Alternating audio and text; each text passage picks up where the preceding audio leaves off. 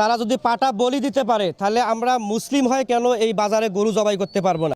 নাগেশ্বরী উপজেলার ৩৫ বছর আগে প্রতিষ্ঠিত এই বাজারে কখনো গরুর মাংস বিক্রি হয়নি। এমন একটা দেশে জন্মগ্রহণ করলাম, মুসলিম অধ্যুষিত জেলা দেশ, তারপরে আমরা নিজেরা গরু জবাই করে খাইতে পারি না।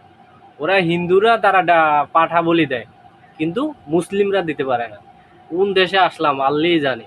আর বিগত ৩৫ বছর ধরে হচ্ছে না। এখানে কি হচ্ছে? এটা মুসলিম একটা দেশ, আবার এখানে ওরা হিন্দুরা পাঠা বলি দেয়, তারা এরা মুসলিমরা গরু জবাই করতে পারতেছে না। এটা কোনো কথা? হইলে দুটোই হবে, না হলে কোনোটাই হইব না। আর এটা কি সমস্যা? এটা মুসলিমদের জায়েজ আছে গরু জবাই করে গরু গোস্ত খাওয়া, হিন্দুদের জায়েজ আছে পাঠা বলি দেয়া, তারা তাদের দেওয়া করবো, আমরা আমাদেরটা করব। কেন এগুলো হবে? আসলে দেশের মানুষ সমস্যা নাকি প্রশাসনের সমস্যা বুঝতেছি না। কোন দেশে আছি?